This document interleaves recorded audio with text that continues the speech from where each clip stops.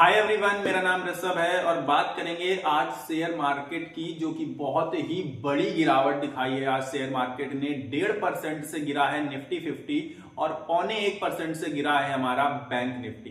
पहले bank Nifty की बात कर लेते हैं, बैंकिंग सेक्टर की, क्योंकि बैंकिंग सेक्टर में खैर कुछ खास बड़ी प्रॉब्लम नहीं नजर आई।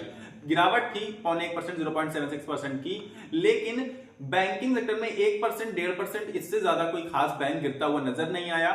और दूसरी चीज ये थी कि जो बैंक मैंने आपको कल कहा था कि एसबीआई पे आप लोग खास नजर बना के रख सकते हैं, तो एसबीआई आज पॉजिटिव था। एसबीआई में नेगेटिविटी नहीं दिखी आपको। और इसके अलावा एसबीआई में बहुत अच्छा स्कोप भी है। मैंने आपसे कल कहा था, हमेशा ही कहता रहता हूं, बल्कि 1000 के टारगेट के लिए बहुत अच्छा बैंक है। अभी 1000 का टारगेट दिया गया है। एक्सिस बैंक बहुत रीजनेबल प्राइस पर मिल रहा है, मुझे ऐसा लग रहा है। बैंकिंग सेक्टर में मैंने आपको बहुत सारी चीजें ऐसी बताई थी कि बहुत अच्छी अच्छी चीजें मिल रही हैं बैंकों में।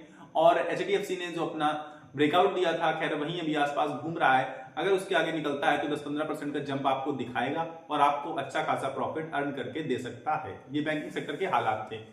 तो बात कर लेते हैं निफ्टी 50 की भी। आप ये तो समझ ही गए होंगे कि बैंकिंग सेक्टर में कोई मेजर प्रॉब्लम नहीं थी कि जिसकी वजह से बड़ी गिरावट आई हो। तो गिरावट है, लेकिन बहुत बड़ी गिरावट नहीं थी। अब निफ्टी 50 में लेकिन बहुत बड़ी गिरावट थी। और ये बहुत बड़ी गिरावट थी क्यों, इसको आज अच्छे से एक्सप्लोर करेंगे, अच्छे से जानेंगे।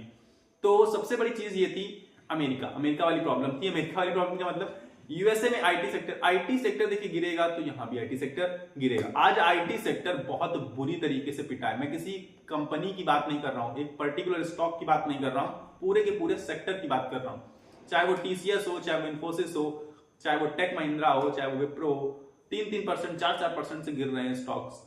तो जब पूरा का पूरा सेक्टर इतनी बुरी तरीके से गिरेगा, और आईटी सेक्टर जो कि मार्केट को लीड करता है बहुत बार, वो इतनी बुरी तरीके से गिर रहा है। रिलायंस जो सबसे बड़ी कंपनी है देश की, वो गिर रही है बुरी तरीके से ही मानेंगे, क्योंकि आज 1.5-2% से आसपास रिलायंस भी गिरा। तो वही नजर आया आपको, यहां भी देखने के लिए मिला आपको। कहां पर? निफ्टी 50 में इसका असर आपको देखने को मिल गया। अब और एक चीज है, अडानी स्टॉक्स की बातें कर लेते हैं, क्योंकि अडानी स्टॉक्स रिकवर करते हुए नजर आ रहे हैं, अच्छी खासी जंप दिखा रहे हैं अडानी स्टॉक्स 2 दिन से लगातार। आप पाएंगे कि अडानी ग्रुप के स्टॉक्स अच्छी खासी रिकवरी करते हुए दिखेंगे आपको। अब अडानी ग्रुप में क्या फ्रेश बाई कर लेना चाहिए? अगर आप लॉन्ग टर्म का नजरिया रखते हैं तो बिल्कुल कर लेना चाहिए, लेकिन मैं बाई सेल या होल्ड की रेटिंग नहीं दे सकता अडानी ग्रुप में। पर जो फंसे हुए हैं, मैं ये कहूंगा जरूर कि भाई अभी मत निकलना, क्योंकि अभी उसके आगे जाने के चांसेस बहुत ज्यादा लग रहे हैं मुझे। लग क्यों रहा है उसके चांसेस? इतनी बड़ी न्यूज, निगेटिव न्यूज, बुरी तरीके से पिटे, लेकिन फिर से उठ खड़े हुए और लगातार अपर सर्किट मारने लगे स्टॉक्स। अब इसका मतलब आप समझ लीजिए कि जब अच्छी न्यूज आएगी तब वो किस हद तक और कहां तक जा सकते हैं। इसलिए आपको वेट करना चाहिए, आपके पास पेशेंस होना चाहिए। बहुत प्रॉपर अच्छी कंपनियां हैं, अच्छे खासे प्रॉफिट्स दिखाती हैं, रेवेन्यू दिखाती हैं, हर बार अच्छे प्रॉफिट्स आ रहे हैं, हर बार अच्छा रेवेन्यू जनरेट हो रहा है। तो लॉन्ग टर्म में अच्छा खासा आपको मुनाफा हो सकता है। बाकी अगर जो क्विट कर रहा है, जो एग्जिट कर रहा है, तो भाई वो कर भी सकता है, क्योंकि न्यूज से अफेक्टेड स्टॉक्स हैं ये। जब न्यूज आती है तो उस पर रिएक्ट कर जाते हैं, चाहे वो पॉजिटिव हो चाहे वो निगेटिव हो।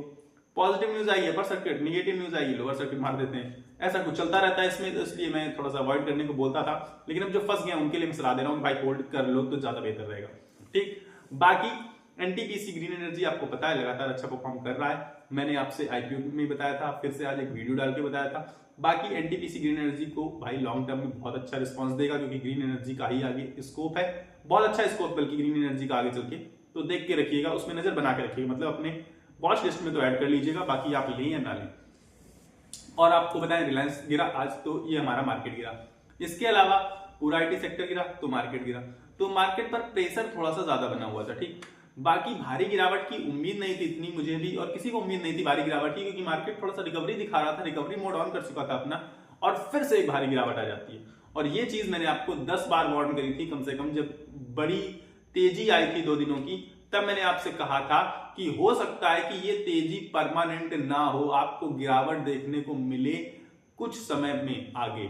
और वही होता है कि गिरावट देखने को मिल रही है, और लगातार लोग बोल रहे हैं मार्केट नीचे ही जाएगा, नीचे जाएगा, पर मार्केट ऊपर जाने की इच्छा बहुत रखता है। इसलिए जैसे ही कुछ थोड़ा सा ही पॉजिटिविटी आती है तो जंप मार देता है। और बस इसी वजह से आप देखेंगे कि निगेटिव न्यूज का असर ज्यादा होता है मार्केट पर, पॉजिटिव न्यूज का भी असर बहुत तेज हो रहा है, क्योंकि अब मार्केट उस हालत में आगे खड़ा हो चुका है कि गिरने के लिए भी बहुत नीचे जगह है और उठने के लिए भी बहुत ऊपर का सफर है। तो इसलिए जैसे जैसे न्यूज आती है वैसे वैसे रिएक्ट करता है। आईटी सेक्टर और रिलायंस, दो खास चीज थी। इसकी वजह से आज मार्केट में काफी बुरा इंपैक्ट पड़ा है और सारे के सारे मैंने देखा आज मेजर स्टॉक्स सब पिटते हुए नजर आए। लेकिन इसके बाद भी एसबीआई जैसा बैंक पॉजिटिव था, आईआरएफसी पॉजिटिव था, कुछ कुछ चीजें पॉजिटिव थी। आपको उन पर ध्यान रखना होगा, उन चीजों को देखना होगा क्योंकि वो अच्छी हैं, इसीलिए बुरे वक्त में भी अच्छा परफॉर्म कर रही हैं, अच्छा परफॉर्म करने का दम रखती हैं। तो आप समझ गए होंगे आई होप कि आज क्या हुआ है और क्या नहीं हुआ है। अगर आप ऐसे ही रेगुलर वीडियोस चाहते हैं, मतलब मैं तो बनाते ही रहता हूं, तो आप बिल्कुल चैनल को सब्सक्राइब करके जुड़ जाइए चैनल के साथ। अगर वीडियो पसंद आए तो लाइक कर दीजिए, नहीं पसंद आए तो भी लाइक कर दीजिए, मेरी मेहनत के लिए लाइक कर दीजिए मतलब। तो बाकी आप अपनी सेहत का ख्याल रखिएगा, स्वस्थ रहिए, मस्त रहिए, मजे से रहिए। नमस्कार, धन्यवाद।